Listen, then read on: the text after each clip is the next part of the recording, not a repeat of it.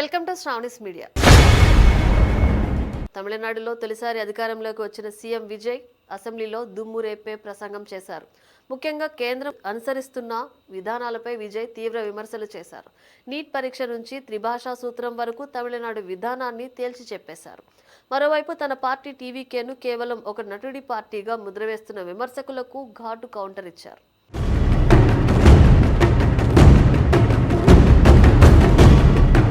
గత ఎన్నికల్లో టీవీకే సాధించిన విజయాన్ని విజయ్ గుర్తు చేశారు. టీవీకే అనేక కుట్రలు, ఆంక్షలను అధిగమించిందని, తాము గాని లేదా తమ పార్టీ గాని కనుమరుగయ్యే అవకాశం లేదని విజయ్ తేల్చి చెప్పారు. తమకు అధికారం సులభంగా రాలేదని, తమిళ ప్రజల హృదయాల్లో స్థానం సంపాదించుకోవడానికి తాము పడిన కష్టాలు తమకే తెలుసన్నారు. కొందరు అర్థం కానట్లు నటిస్తూ అతను కేవలం ఒక నటుడు, ఇది కేవలం ఒక నటుడి పార్టీ అంటున్నారని ఘాటు వ్యాఖ్యలు చేశారు.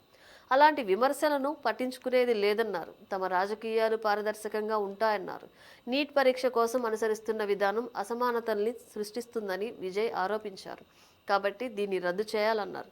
కొన్నేళ్లుగా నీట్ అనేక వివాదాలకు కేంద్ర బిందువుగా మారిందని, పరీక్ష ఒత్తిడి కారణంగా విద్యార్థులు ఆత్మహత్యలు చేసుకోవడం నుండి దేశంలో విద్య, వైద్య విశ్వసనీయతను దెబ్బతీసేలా ప్రశ్నాపత్రాలు లీక్ కావడం వరకు అనేక సమస్యలు ఇందులో ఉన్నాయని విజయ్ గుర్తు చేశారు. ఈ పరీక్షను రద్దు చేయాలని, 12వ తరగతి మార్కుల ఆధారంగా సీట్ల కేటాయింపు జరగాలని తమిళనాడు పదే పదే కోరుతూ వస్తోందన్నారు. అలాగే దక్షిణ రాష్ట్రంలో హిందీ రుద్దడం అనేది ఒక సున్నితమైన అంశమని, గతంలో ఈ విషయంపై హింసాత్మక అల్లర్లు కూడా జరిగాయని విజయ్ గుర్తు చేశారు. కాబట్టి ప్రస్తుతం ఉన్న ద్విభాషా విధానం అంటే తమిళం, ఆంగ్లం సరిపోతుందని స్పష్టం చేశారు.